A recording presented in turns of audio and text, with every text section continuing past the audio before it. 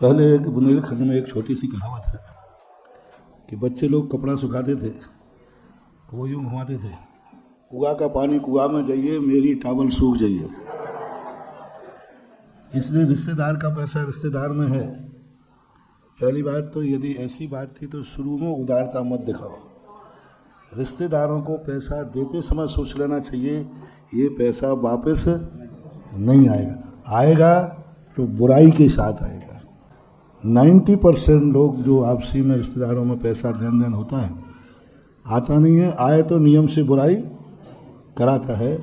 तो अब इन सब चीज़ों को यही मान के चलना चाहिए, रिश्तेदार है ठीक है, और क्या करें। दूसरी बात है, जिसने लिया है उसको कम से कम ये सोचना चाहिए कि उसके रिश्तेदार ने तुम्हारी विपत्ति में तुम्हारा सहायता दिया है, तो अपनी धन जायदाद बेच करके भी जो विपत्ति में काम आ जाए उसको वापस करना चाहिए।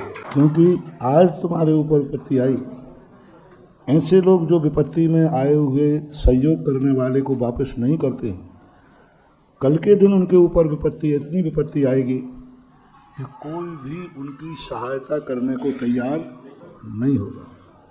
एक भीख भी मांगोगे तो भिखारी की भीख भी नहीं मिलेगी, मजदूरी भी करोगे तो मजदूरी भी नहीं मिलेगी।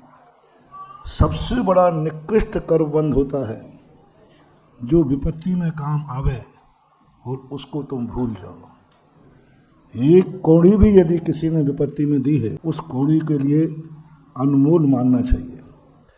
और यदि तुमने उसका उपेक्षा की, मैं सारे जगत से कहना चाहता हूँ, यदि आपकी गरीबी में, आपके किसी भी मुसीबत में किसी ने सहयोग किया है, उस सहयोग को कभी भूलना नहीं।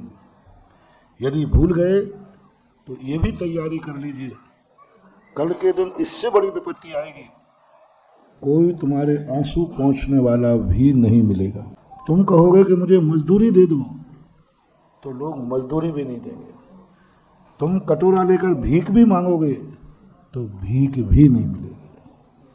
कई लोग भीख मांगने को तैयार हैं कि भाई मुझे भीख मांग रहा हूँ, भीख में दे दो, तो भी कोई उसमें एक दाना भी नहीं डालते। वे ऐसे ही पापी लोग हैं जिन लोगों को कभी, जिनकी किसी ने विपत्ति के समय सहायता की होगी और फिर उनका पैसा नहीं लौटाया।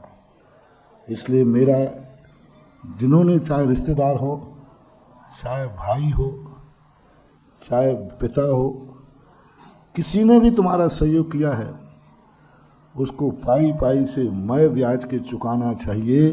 चाहे उसको चुकाने के लिए तुम्हें रोड पे आना पड़े तो आ जाइए।